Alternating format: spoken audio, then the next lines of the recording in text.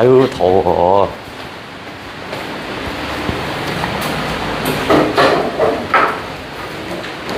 아, 오늘 264 할 거예요. 264.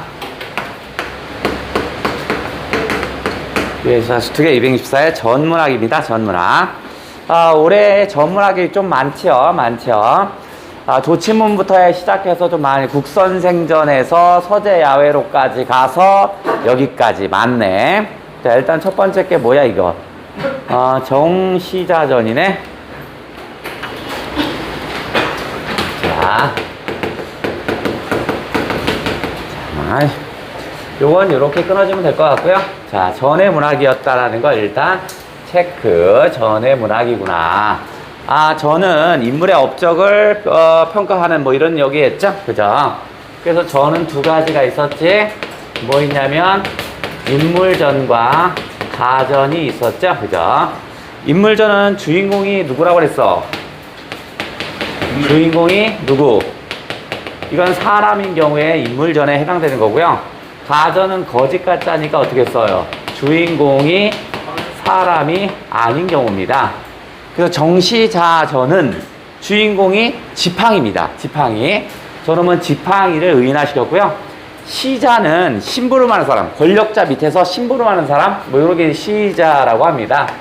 이거는 뭐 뭐랄까 돕는 사람, 일종의 돕는 사람들을 우리가 시자라고 하는데, 지팡이가 어떻게 생겼어요? 이렇게 생겼잖아요. 이렇게. 그죠? 그래서 요건 지팡이의 모습을 얘기하는 건가 봐요. 자, 좋아. 먼저 전체 얘기를 먼저 하고 그 다음에 해볼게요. 우리 제시문에 있는 게 거의 다입니다. 지금 거의 다 있네. 요거 한번 해볼게요. 저 위에 하늘에 누군가가 있어요. 누군가가. 그래서 누굴 보내냐면 하늘이 정시자를 보냅니다. 정시자를. 얘를 인간 세상에 왜 보내느냐면, 인간 세상에 보내면 저기 화산으로 가서 시자가 되어라 라고 합니다. 화산에 가서 시자, 돕는 사람, 시자가 되어라 라고 명령을 내립니다. 되어라. 그러니까 화산에 가면 아주 훌륭한 사람이 있나 봐. 그 사람을 돕는 역할을 좀 해봐라. 이렇게 했나 봐요. 그래서 정시자가 인간 세상에 내려옵니다. 그런데 정시자는 아까 정하고 시자가 이렇게 좀 달라진다고 그랬죠. 좀 나눠볼게요. 그럼 이 정은 바로 뭐냐면, 손잡이가 달린 지팡이. 손잡이가 달린 지팡이의 모습을 의미합니다. 저 정자가. 그 다음에 시자라고 하는 것은 뭐야? 돕는 사람이라고 했죠? 여기서는 지팡이니까 불편한 사람을 돕는 거죠. 이렇게 지팡이 짚고 다니는 거니까. 불편한 사람을 돕는 역할을 하는 게 바로 시자입니다. 시자야. 그러니까 지팡이를 의인화했다 이렇게 보시면 될 것 같아요. 자, 그런데 이 정시자가 뒤쪽에서 나올 텐데요. 얘가 어떠냐면 사대부들이 갖춰야 할 모든 것들을 다 갖췄습니다. 그래서 뭐냐면 인, 의, 예, 지, 신, 거기에 용맹 등등을 갖췄어요. 사대부들은 인, 의, 예, 지, 신 정도만 갖춰도 대단하다고 생각하는데, 얘는 거기에다 용맹도 있고요, 뭐도 있고 하여튼 갖춰야 할 모든 거를 갖춘 거야. 그래서 이 필자가 바로 누구냐, 필자가 얘를 뭐라고 하냐면, 당신은 성인 아니면 혹은 신이 아닐까라고 얘기를 합니다. 그러니까 정시자를 대단히 긍정적으로 예찬하는 그런 내용입니다. 그래서 이제 정시자가 이제 누구를 찾아왔을 거냐면 이 글의 작가인 시경암을 찾아옵니다. 석시경암은요, 고려시대 때 유명한 그 스님이었다고 합니다. 사람이야. 스님이 됐대요. 그래서 얘가 얘한테 와서 얘기를 합니다. 뭐라고 얘기할 거냐면, 저는 하늘의 명령을 받았다. 그래서 당신을 스승으로 삼고자 하는데요. 처음에 이제 아빠가 누군지 뭐 이런 내력을 소개합니다. 내력을 소개하다가 다시 스승을 삼고자, 스승으로 삼고자 합니다 라고 합니다. 왜냐면 지금 현재 위치가 어디냐면 화산이라는 위치인가 봐요. 그래서 시경함이 살고 있는 곳에 화산에 가면 훌륭한 사람이 있다니 그게 당신 아니오. 그러니까 하늘에서 시킨 대로 당신을 스승으로 삼아서 모실게요 라고 해요. 그랬더니 시경함이 이렇게 얘기를 합니다. 이제 대꾸를 해주는 거야. 나는 자신이라면 나는 부족하다. 나의 자신의 부족함. 자신의 부족함을 얘기합니다. 나는 당신이 말한 것처럼 그런 대단한 스승이 될 만한 소재가 아닙니다. 그러니까 나는 아닌 것 같고, 저기로 가면, 우리 책으로 가면 어디냐면, 우리 책으로 가면, 몇 페이지에 있냐면, 뒷페이지인가 보다. 맨 뒤쪽에 보면 맨 끝에, 정아, 성금서금, 가감의 뜰로 가라. 이렇게 합니다. 지금 누구냐면, 가감을 찾아가라. 얘도 화산에 살고 있는데, 사실은 얘가 훌륭한 사람이니까, 가감을 찾아가라. 찾아가라. 이렇게 합니다. 그러니까 사실은 가감이 가장 초긍정적인 사람이야. 예찬의 대상은 2명이네. 가감이라는 사람하고요. 그 다음에 바로 정시자. 얘가 예찬의 대상입니다. 시경함은 자신이 부족하다고 얘기했는데 사실은 이것이 일종의 어떤 겸손함을 얘기한다고 보시면 되겠죠. 진짜 부족한 것도 있겠지만 겸손하다고 보는 게 낫지 않겠어요? 그 다음 시경함은 그러면서 당신의 미덕을 찬양합니다. 찬양. 아름다운 덕을 갖췄대. 그 아름다운 덕이 뭐냐면 인의, 예지, 신뿐만 아니라 여러 가지를 갖추고 있대요. 엄마 시거 덥다 더워.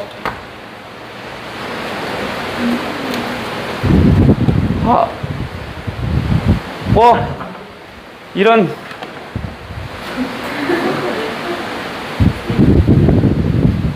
나 참.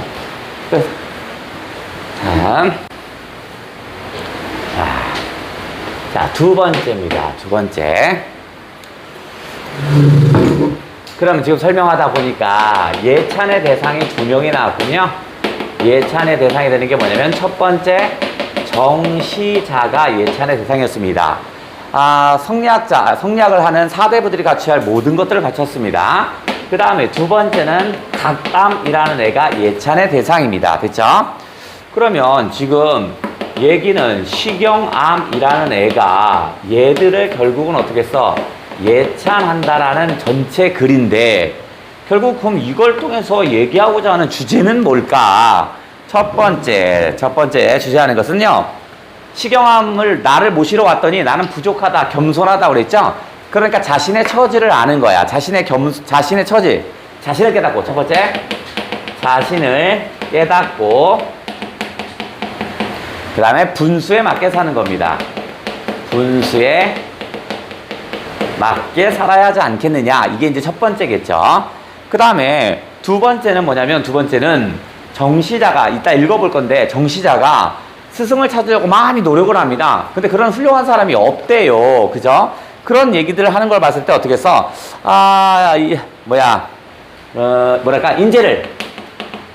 인재가 없는 어떤 세태, 인재가 없는 세태를 비판, 풍자하는 요런 얘기도 담고 있지 않을까. 이게 일종의 주제겠죠.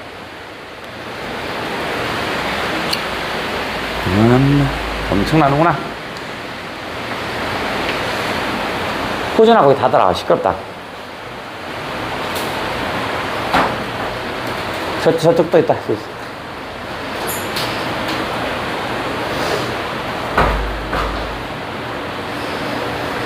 자, 요놈은 한번 짧으니까 슬쩍 조금 한번 읽어볼게요. 조금.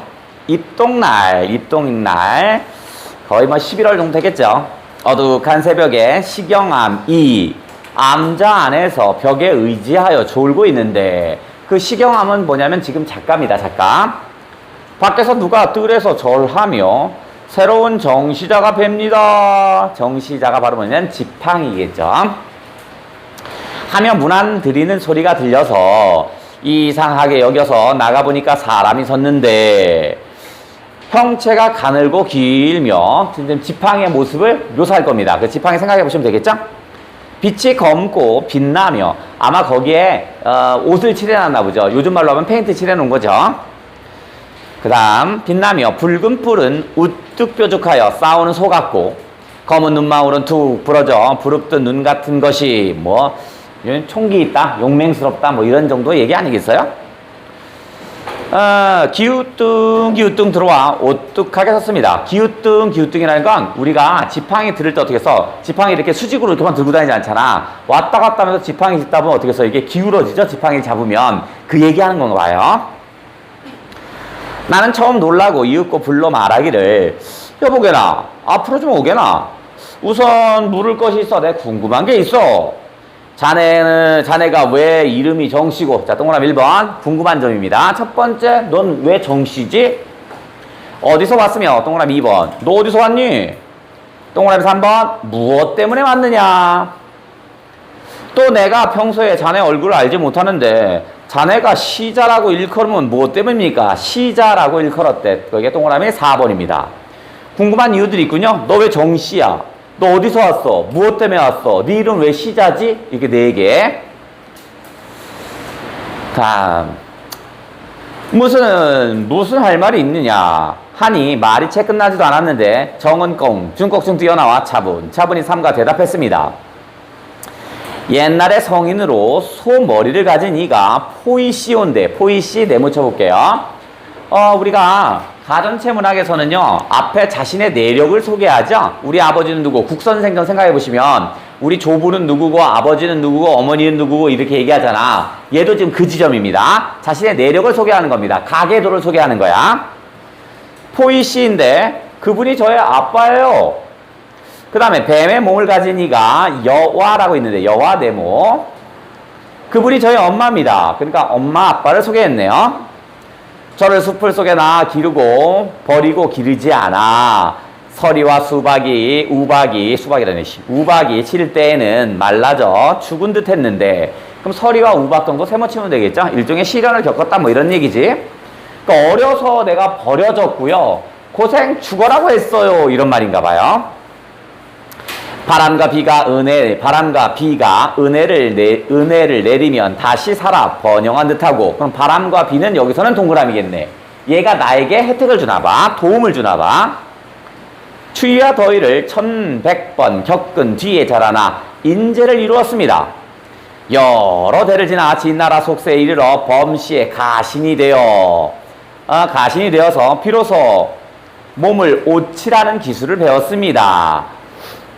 내려와 당나라 승대에는 조로의 문인이 되었고, 뒤에 보시면 그 승려라고 나올 겁니다. 조주라는 승려라고 나와 있대요. 훌륭한 승려인가 봐요. 그러니까 그 밑에서 일했나 봐. 또 철취에 호를 더했답니다. 철취라는 것은요, 쇠로 된 입입니다. 쇠로 된 입인데 말을 잘한다 이런 의미입니다. 그냥 말 잘한다, 언변이 뛰어나다 뭐 이런 정도. 화술이 뛰어나다 이런 정도.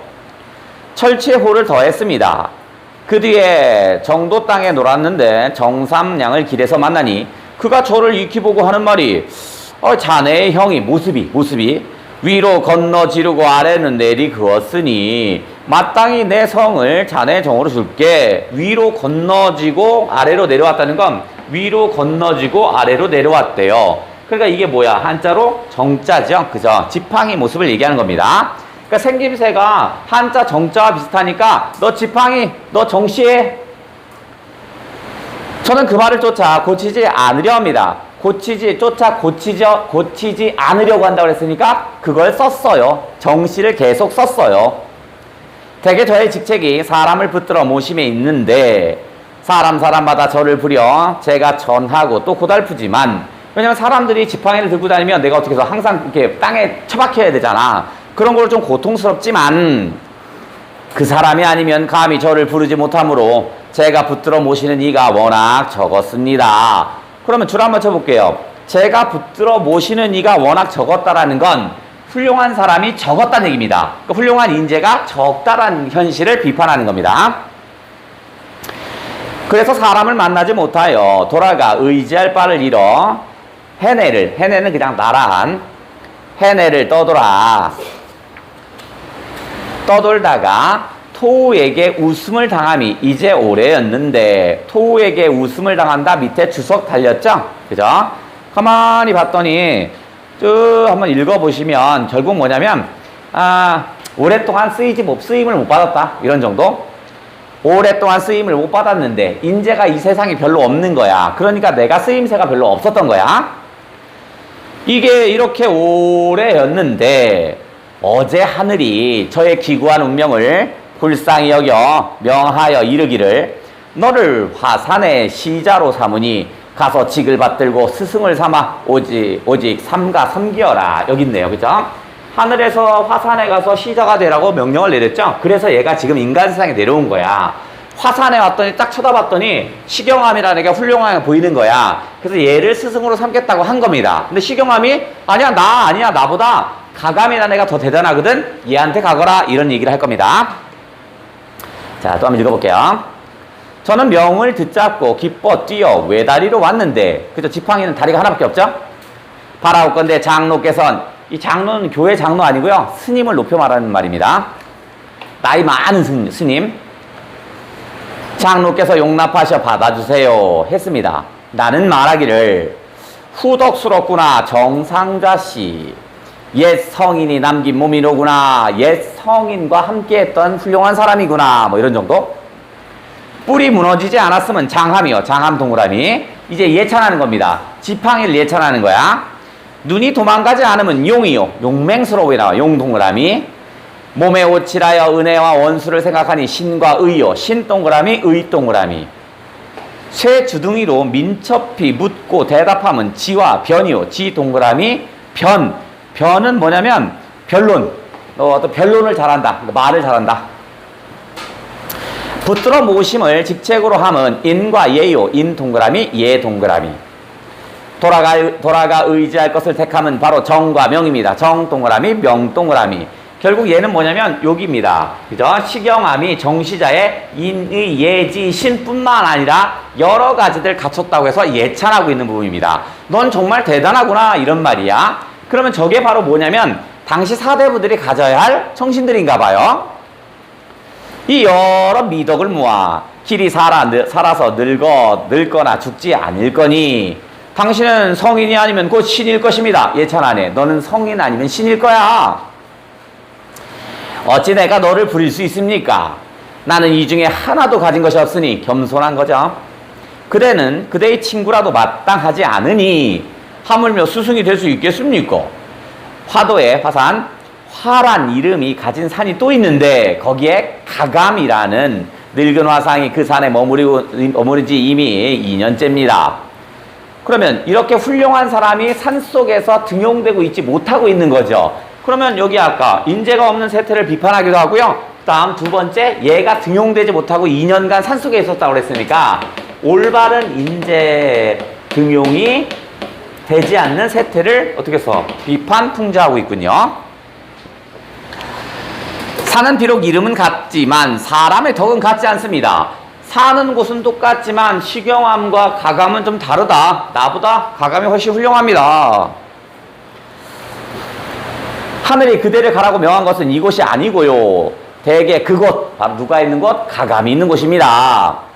그대는 그리로 갈지어다. 그리로 가세요. 하고 이어 노래를 불러 보냈더니 정아 성큼성큼 가감의 뜰로 가거라. 나는 여기서 박과 오이처럼 매어 사는 몸. 너는 너 정만 못하구나. 난 너보다 못한 놈이야. 뭐 이런 얘기를 담았나 봅니다. 자, 일단 하나 끝냈고 하나 좀 더 하고 비슷한 걸 찾아볼게요.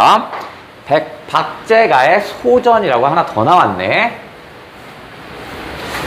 자, 요번에는 소전이네. 소전. 전은 전인데 소전이니까 작다라는 거죠. 그러니까 뭐야, 간략하게 쓴 전 이렇게 하면 되겠죠. 소전하면 이렇게 끊어서 간략하게 쓴 전 또는 뭐 전기 뭐 상관없어요. 비교적 간략하게 쓴 전기 뭐 이런 건가 봐요. 와, 덥다.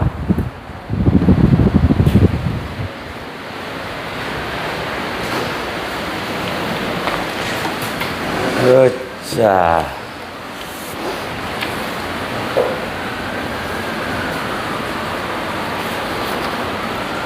자, 한번 슬쩍 읽어볼게요.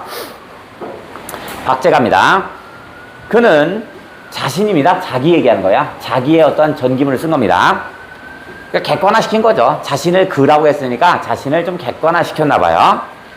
그는 조선이 개국한 지 384년째 되는 해 압록강 동편으로 일천리 떨어진 곳이랍니다. 그중에 경상도 정도 될 것 같아요. 조상은 신라에서 나왔고 밀양이 그 관양입니다. 그 밀양이라고 했으니까 경상도가 맞네. 관양이라고 하는 것은 관향이라는 건 뭐냐면 시조가 태어난 땅, 자신의 밀양 박씨인가 보죠. 그러니까 거기에 밀양 박씨가 어디서 태어났다? 밀양에서 처음 태어났어요. 대학에 나오는 수신제가 치국 평천하에서 취해 제가라는 이름을 적고 수신제가 피국 청천하라는 걸 내가 감동을 받았나 봐. 그래서 난 거기서 제가라는 이름을 썼대요. 자, 이소에 들어있는 노래 초사에 의탁하여 호를 초정이라고 했습니다. 그의 사람됨은 이렇습니다. 자신을 얘기하는 거야 지금. 물소 이마에 칼 같은 눈썹, 초록빛 눈동자에 흰 귀를 가졌습니다. 고고한 사람만을 더 가려 더욱 가까이 지냈고 권세 있는 자를 보면 일부러 멀리했습니다. 그냥 뭐 되게 열정적이다, 훌륭하다 뭐 이런 얘기 같아요. 그런 까닭에 세상에 맞는 경우가 드물어 언제나 가난했습니다. 그러니까 세상과는 좀 떨어져 있나 봐요. 자, 근데 이 박제가라는 애가요, 우리가 훌륭한 사람이긴 한데 북학에도 썼던 그 훌륭한 사람인데요, 얘가 서자 출신이었다고 합니다.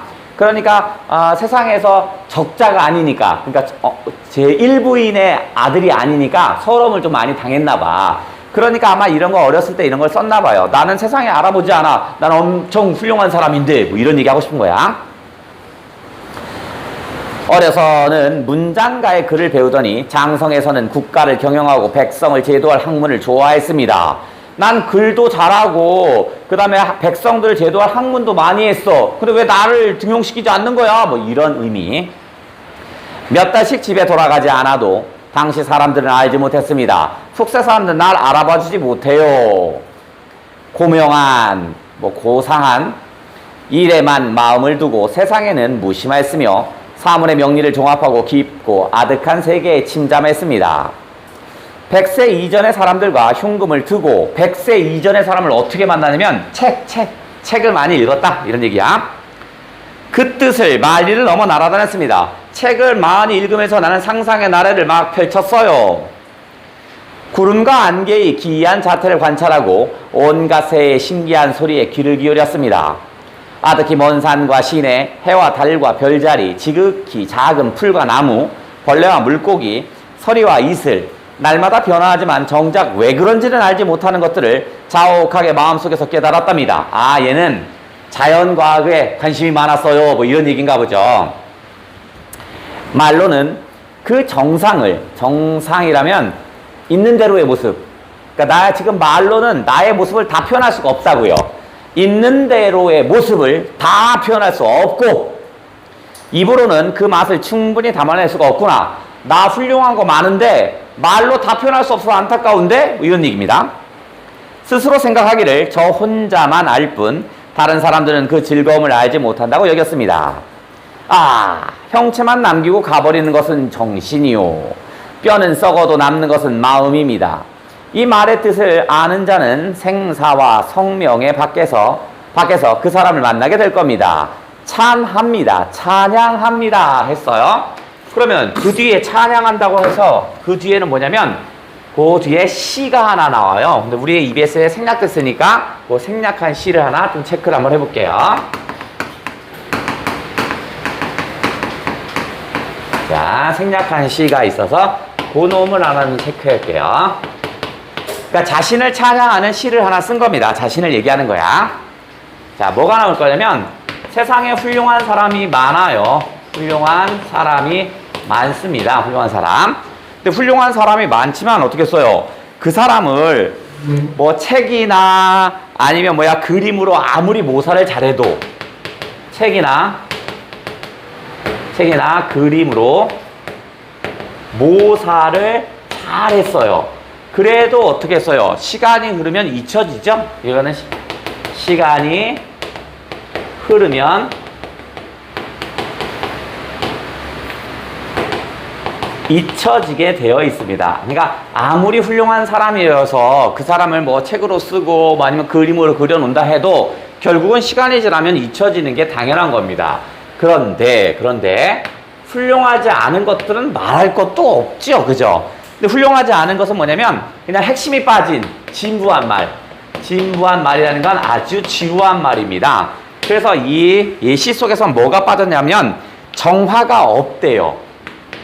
정화가 없다라고 했는데 이 말은 뭐가 없냐면 핵심이라든가 어떤 정수 뭐 이런 것이 없는 겁니다. 이런 게 없는 거야. 그러니까 아주 쓰레기죠. 진부한 말이죠.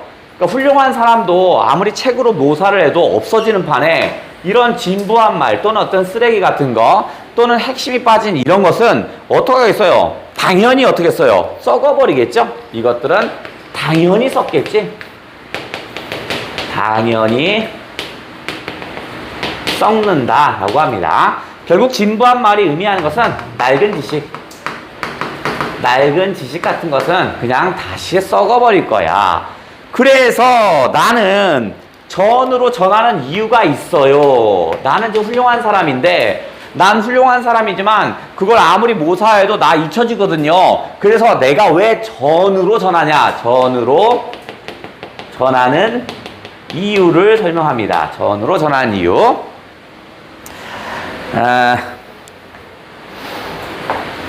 자, 시 속에서 뭐라고 할 거냐면 완전히 특정한 사람이라고 해요. 특정한 사람은 자신을 얘기하는데 여기서 특정한 사람이라는 건 뭐냐면 특별한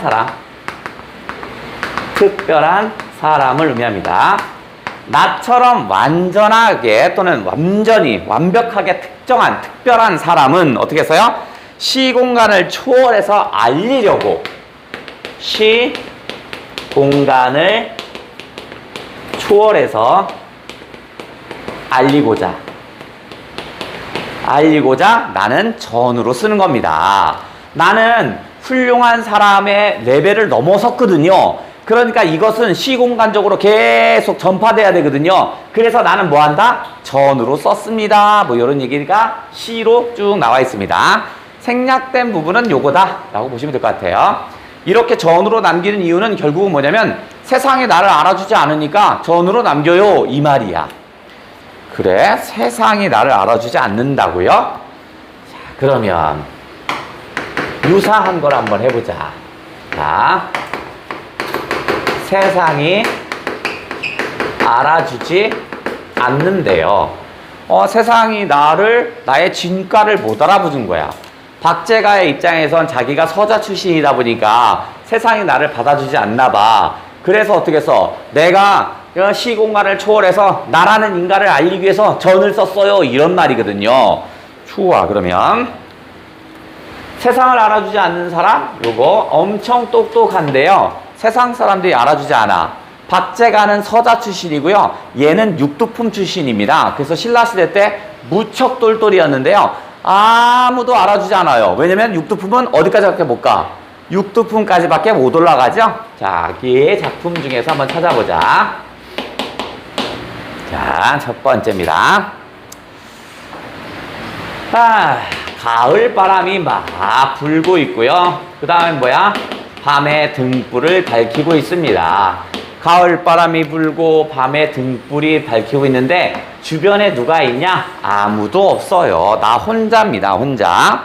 나는 지금 어떻게 하냐면 외롭고 무척 우울합니다. 우울한 상태야. 여기에 뭐까지 내리냐면 창밖에 비까지 내립니다. 창밖에 비까지 주룩주룩 내립니다. 그러면 창밖에 비가 내리는 건 첫 번째 나의 어떤 고독과 그 다음에 우울함을 부각시키는 장치일 수도 있고요. 그러면 어떻게 써? 창밖에 비도 세모겠죠. 가을 바람 불어서 밤 등불, 외로운 등불이 있어서 가뜩이나 외로운데 거기에 비까지 내려서 더 슬퍼요. 이런 의미도 있고요. 두 번째는요. 비가 내리면 바깥으로 나갈 수가 없지요. 그죠? 그러니까 얘는 세상으로 가는 길이 차단되었다라고 볼 수도 있겠군요. 저 비가 내렸으니까 바깥으로 못 가는 거잖아. 그러니까 세상으로 가는 길이 차단된 겁니다. 그래서 나는 지금 이 상태에서 내가 그렇게 그리워하는 이 세상은요, 이 나를 알아주지 않아요. 알아주지 않고 있습니다. 그러니까 내가 생각할 때 어떻게 써? 이 세상에 뭐가 없는 거야? 나를 알아주는 친구, 진정한 친구, 지음이 없는 거죠. 그죠? 지음은 자신을 알아주는 친구죠. 요 작품의 제목은 뭐죠? 이게 뭐죠? 가을에 비는 내리고 있는데요. 어떻게 해서 나 쓸쓸하고 외로운데요. 세상에 나를 알아주는 사람이 없대요. 지음이 없구나. 이렇게 나오는 한시입니다. 뭐죠? 가을밤에 비는 내리고 네 글자로. 가을밤에 비는 내리고 네 글자로. 이런 주야 비는 내리고 추야 우중. 그죠? 추야 우중이었죠. 누구 거예요? 신라시대 때 육두품 출신. 그렇죠. 최치원. 자, 최치원의 추야 우중이었습니다. 추야 우중. 자, 요와 또 비슷한 시를 찾을 건데 조금 좀 비슷한 시이긴 한데요. 상황 대처 방법이 좀 달라서 한번 언급을 해볼게요.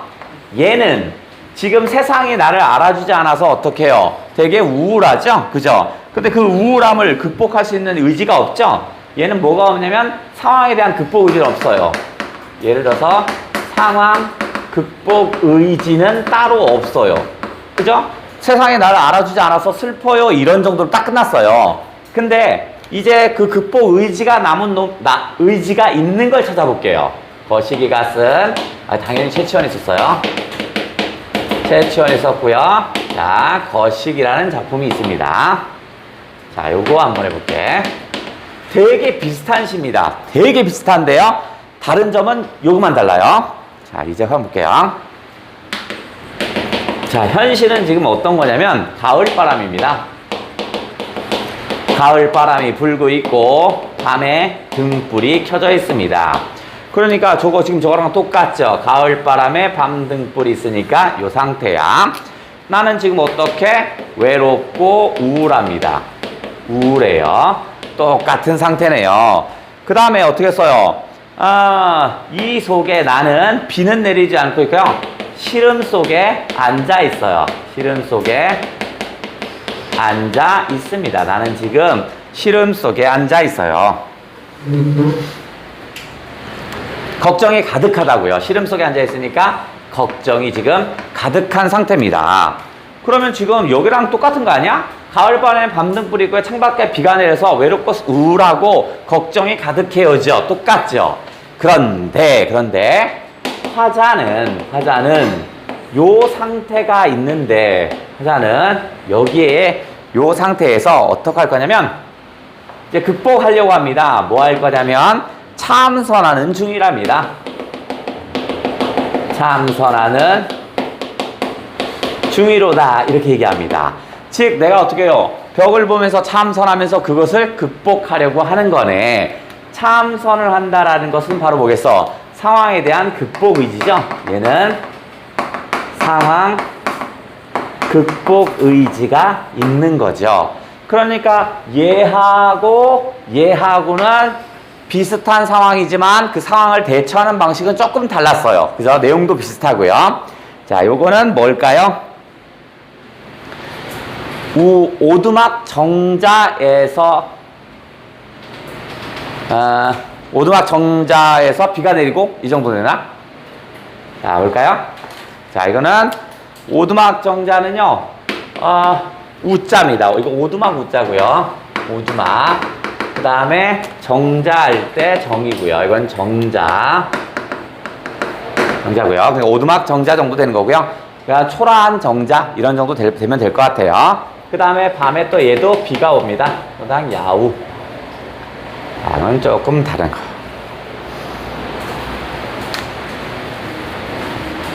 자, 하나 더. 으쌰.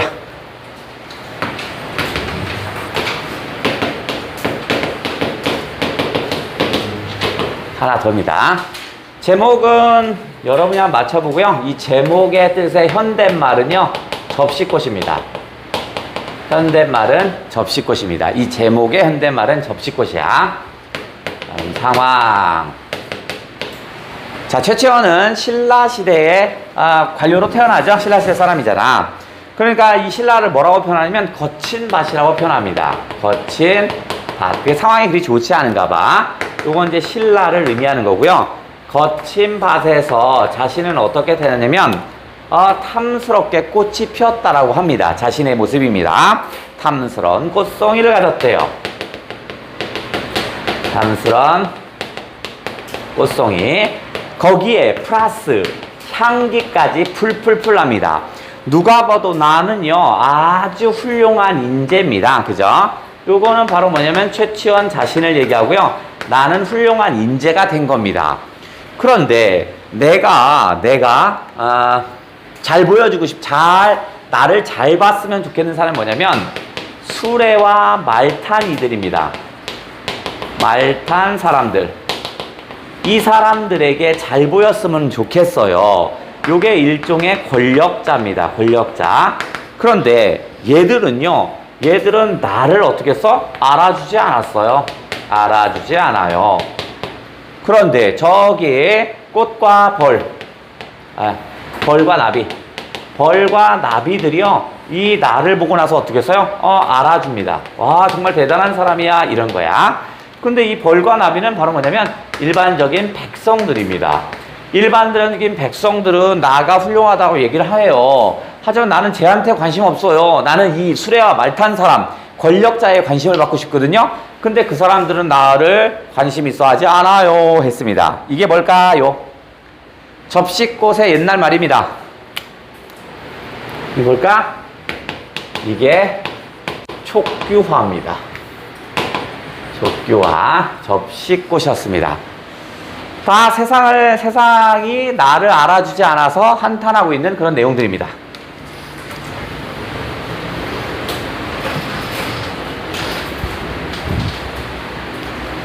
으쌰.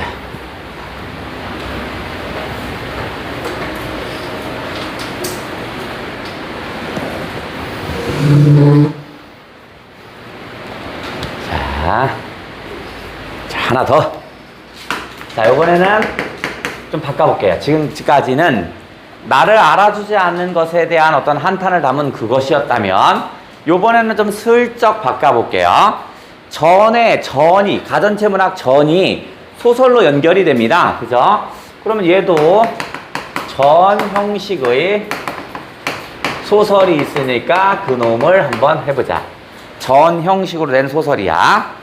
그러니까 내력 소개하고 업적을 얘기하고 그 다음에 평가하는 이런 식이겠죠. 전 형식이라고 했으니까 전의 형식이니까 내력을 소개하고 내력을 소개하다가 업적을 나열하죠. 업적을 나열하고 결국 어떻게 써? 평가를 하죠. 자, 요런 전의 형식으로 쓴 소설이 있으니까 그놈 한번 체크를 해보자. 자, 영입니다. 일단 작가를 먼저 해볼게요. 요놈은 박지원이야. 우리 거에 나왔죠? 우리 거에 박지원 거 있죠? 그죠? 수레제도가 하나 실렸잖아. 그거 한번 연결 한번 해보자. 그게 박제가구나. 자, 박지원은 되게 똘똘했다고 합니다. 어렸을 때부터 되게 똘똘했다고 그래요. 근데 17, 18세 때 좀 아팠다고 합니다. 근데 그 얘기를, 자기 이야기를 조금 빗대서 실존인물 만났던 이야기를 소설화했습니다. 얘는 실존인물 민유신을 배경으로 하고 있습니다. 민유신입니다. 실존인물 민유신이고요. 전체 내용은요, 에피소드식 구성입니다. 그러니까 일화들이 나열돼요. 일화들이 나열되는 그런 구조를 갖습니다. 그러니까 이야기 하나, 민유신이라는 사람과 관계된 이야기 하나, 민유신에 관계된 이야기 하나, 이런 식으로 쭉 연결됩니다. 자, 일단 첫 번째, 박지원 자신과의 이야기가 나옵니다. 박지원은요, 17, 18세 때 뭐였냐면, 잠이 안 오고요. 잠이 안 오고, 그 다음 뭐야? 밥을 먹지 못합니다. 그래서 항상 우울증에 빠져 있었대요. 그래서 세상 사람들한테 나 밥 못 먹고 불면증에 빠져 있어요. 우울해요. 어떻게 하면 치료하죠? 라고 생각한대요. 그럼 보편적인 사람들은 어떻게 하냐면, 난 우울하니까 술 마시고 막 이렇게 방탕한 생활을 하는데요. 박지원은 그렇지 않았대요. 박지원은 사람들을 만나면서 이야기를 듣는 걸 되게 좋아했대요. 당신 이런 아픔이 있으면 어떻게 극복해야 돼? 하면 자기 얘기도 할 거 하잖아. 그러다 보니까 박지원 얘기 보면 어떻게 써? 아주 하찮은 사람들, 별 볼 일 없는 사람들이 주인공이 많죠. 광문자전 같은 거 보면 거지잖아. 그죠? 그러니까 별 볼 일 없는 애들이 내용이 많이 나옵니다. 얘는. 자, 일단 박지원하고 누가 만날 거냐면 민유신이죠. 자, 그래서 여기는 민유신이니까 할아버지 70살이 넘어갔어요. 민홍이. 그래서 박지원이 민홍을 만나자마자 어르신 저는요 잠을 잘 수가 없어요. 그 다음에 밥을 먹을 수가 없어요. 이렇게 얘기를 합니다. 잠도 오지 않고 밥도 먹을 수가 없어요. 어떡하죠? 라고 해요. 그때 민홍이 축하합니다 합니다. 갑자기 축하합니다래요. 민홍은 달변가입니다. 말을 되게 잘하고요. 그 다음에 현실적인 문제가 있는 사람한테 그 해결책을 아주 쉽게 설명을 합니다. 그럼 얘기할 거 아니야. 뭘 축하하냐? 1번 첫 번째입니다. 밥을 먹을 수가 없다고 그랬죠. 그죠? 밥을 먹을 수가 없다고 했잖아. 그러니까 밥을 먹을 수가 없으니까 어떻게 써요? 그러면 밥값이 안 나가네? 그럼 뭐야? 재산이 축적되겠구나. 밥값이 안 나가니까 그럼 재산이 축적되겠네? 그럼 너는 뭐야? 여러 가지 복 중에서 뭐가 생기는 거야? 부를 이룰 수 있어서 좋겠구나. 두 번째, 잠을 잘 수 없다고 그랬죠? 그때 얘가 얘기합니다. 너 잠을 못 잔다고? 와, 축하할 일이다. 그럼 남보다 2배의 삶을 사는 거죠. 보통 사람은 절반 정도는 잠을 자고 절반 정도는 활동하는 거잖아. 얘는 잠이 안 오니까 어떻게 써? 2배를 활동하는 거잖아. 그러니까 남보다 2배 오래 사는 거죠. 오래 살다. 3. 그러니까 여러 가지 복 중에서 뭐야? 오래 사는 수를 이룬 거잖아. 얼마나 대단하냐. 그래서 이제 민홍이 이렇게 얘기하면서 축하한다고 하고 나서 이제 민홍이 박지원을 치료합니다. 그래서 어떻게 치료하냐면 밥을 갖고 오라고 합니다. 그래서 밥을 갖고 와요. 그래서 밥을 오는데 민홍이 70살이 넘어가서 80이 가까운데요. 밥을 양손으로 막 먹습니다. 그러니까 옆에서 박지원은 아프니까 깨작깨작 먹는데 옆에 할아버지가 너무 맛있게 먹는 거야. 그러니까 어떻게 해요? 군침이 돌아서 쥐도 막 먹기 시작합니다. 그래서 치료 끝. 밥을 먹게 됐대요. 두 번째, 잠이 안 온다고 그랬잖아. 민홍이 박지원에게 얘기합니다. 야, 우리 처음 보는 시 외워서 쓰게 하자. 그래서 이거 못 외우면 벌칙 받기로 하자. 의도 터지기로 하자. 이렇게 얘기해요. 근데 박지원도 17살밖에 되지 않았지만 공부하는 걸 되게 좋아했대요. 그리고 합시다. 그래서 아주 긴 거, 잘 외워지도 않는 긴 작품을 놓고 같이 밤에 외우기 시작합니다. 근데 밤에 외우기 시작하는데요. 민홍이 갑자기 얼마 안 됐는데 나 다 외웠네 라고 얘기하는 거야. 그러니까 박지원이 깜짝 납니다. 벌써 다 외웠어? 잠깐 조금만 더 시간 주세요. 그래서 이 박지원이 외우기 시작합니다. 근데 우리 있잖아. 밤에 막 공부를 하다 보면 공부도 잘 되기도 하겠지만 스르르 눈이 감깁니다.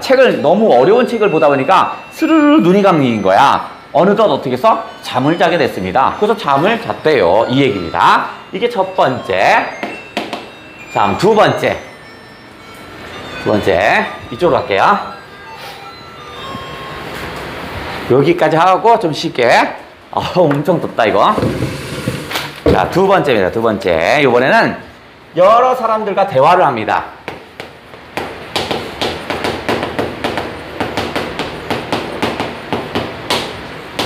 대화를 할 건데 여러 사람들은요 민홍을 싫어합니다. 왜냐면 생긴 것도 못생겼는데 늙었어요. 근데 막 아는 척을 하는 거야. 근데 아는 척을 하는데 이게 틀리면 막 지랄하고 싶은데 하는 말이 다 맞거든요. 그러니까 이거 또 지랄하려니 지랄도 못하겠고 하니까 미워. 그래서 얘의 약점을 찾으려고 일부러 어려운 것들을 막 물어봅니다. 사람들 모아서 야, 우리 민홍 대답 못하게 하는 거 그거 하나 좀 만들어 보자. 그래서 막 사람들이 막 머리를 짜내요. 그래서 얘기합니다. 당신, 예? 귀신 봤어? 물어봅니다. 아이, 귀신 봤지. 귀신 봤지 합니다. 난 지금도 귀신이 보여 합니다. 어디 귀신 어디 있어? 사람이라는 건 밝은 곳에서 밝은 곳에 있는 건 사람이야. 근데 저 뒤에 보면 어두운 곳에 눈만 말똥말똥 뜬 놈 있지? 어두운 곳에서 밝은 곳을 바라보고 있으니까 저게 귀신 아니겠어? 라고 합니다. 그래서 해답을 내립니다. 사람이 귀신이랍니다. 사람 중에서 어두운 곳에서 밝은 곳을 바라보는 사람, 이런 사람이 숨어 지내는 사람, 그게 바로 뭐야? 귀신이다. 그럼 여기는 어떤 놈이면 숨어 지내는 사람, 숨어 있는 사람이 귀신 아니겠느냐. 사람들이 저거 또 당했네 이런 거야. 제 대답 좀 못하는 질문 없을까? 막 얘기합니다. 그래서 야, 두 번째, 야, 너 신선 본 적 있냐? 신선을 어떻게 보냐? 인마 그거는 인마 이상 속의 사람인데. 그럼 그거 물어보자. 너 새끼야, 신선 봤어? 물어봅니다. 그게 할아버지가 신선 봤지. 아이, 신선 어디 있는데? 신선 어딘데? 아까도 신선 봤어. 신선은 가난한 사람이 신선하니까? 가난한 사람이 바로 신선이래요. 왜냐면 신선은 현실 속에 없죠. 현실이 싫으니까 이상세계가 올라가 있는 거잖아. 이 가난한 사람은 현실이 지긋지긋하겠죠. 그러니까 현실을 싫어하는 사람이니까 그게 신선 아니겠소? 라고 얘기를 합니다. 이거 또 당했네 이거야. 자, 얘는 현실을 싫어하니까 현실을 싫어하죠. 가난한 사람이 이 현실을 벗어나고 싶을 거 아니냐. 그러니까 얘가 바로 신선 아니겠소? 다음 세 번째. 그럼 너 나이 제일 많은 사람이 알아? 나이 많은 사람 알아? 라고 합니다. 그랬더니 나이 많은 사람 했더니 나는 저쪽 저 마을에 갔더니 102살까지 산 사람 봤어. 너 나이 많은 사람 봤어? 난 봤지. 15살 정도 되는데 걔가 제일 나이 많어. 무슨 소리야? 저기 102살이고 얘는 12살인데. 아니야. 나이 많고 적으면 바로 뭐야? 책을 많이 읽어야 돼 라고 합니다. 책이라는 것은 어떻게 써? 많은 지식을 담고 있잖아. 삶의 연륜들을 담고 있잖아. 책을 많이 읽는 사람이 나이 많은 사람이다 라고 합니다.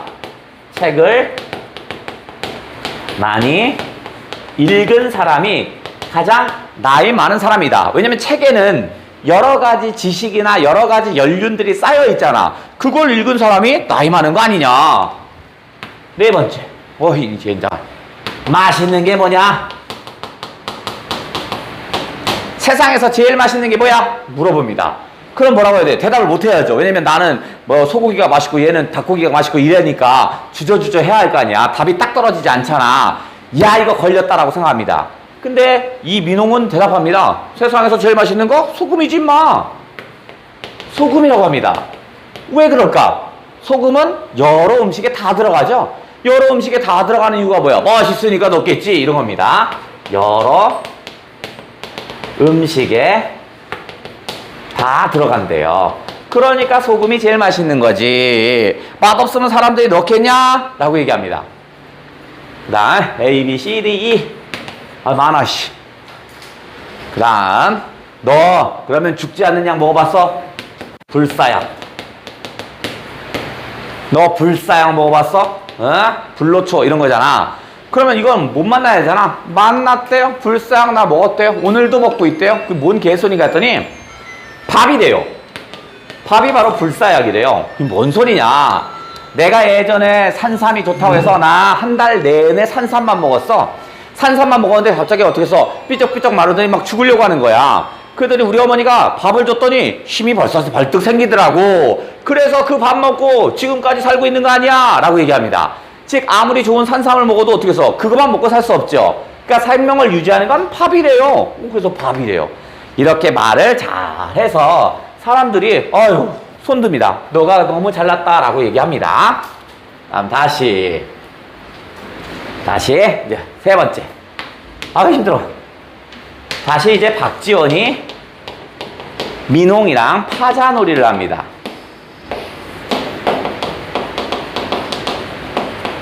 자, 파자놀이. 자, 파자놀이는 한자로 하는 거잖아. 그죠? 자, 뭐라 할 거냐면, 여러분들 그냥 한자 그려요. 그냥 그리면 될 것 같아. 뭐 따로 할 건 없고. 아유, 잘 써줘야 그릴 텐데. 아유씨. 아이, 글쎄.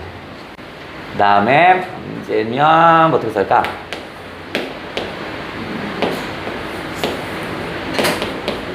아유씨.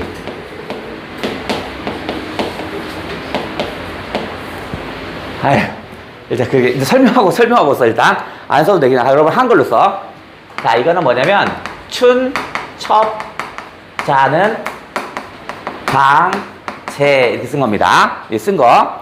자, 근데, 춘첩자는 봄에 문에 붙이는 글자입니다. 그죠?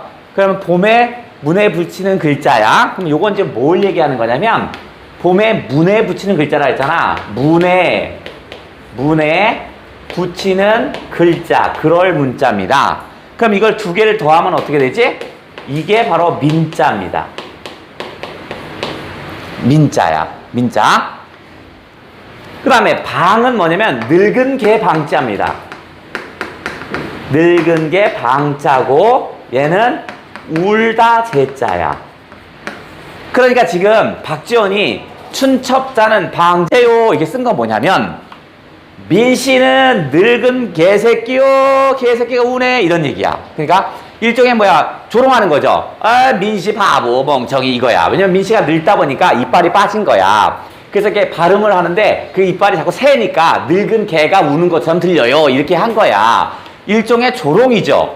그랬더니 민홍이 바로 듣더니 아, 그거 나에 대한 칭찬이구나, 이렇게 얘기합니다.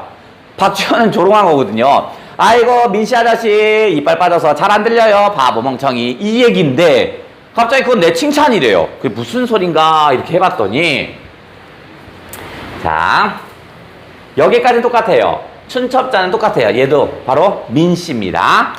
방은 네가 지금 늙은 개가 떠드는 거, 내가 떠드는 게 싫단 얘기 아니냐. 그러면 늙은 개가 싫으면 요 개 구자를 개자를 지우면 되고 입을 지우면 되지 않겠니? 이런 얘기입니다. 그러면 저걸 따라 놓으면, 자, 따라 놓으면, 자, 요렇게 되고요. 요 상태인데 요거를 요렇게 하면,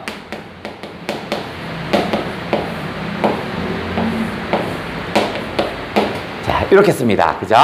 요거는 옛날에 어떤 글자냐면, 우리 글자에서 뭐냐면,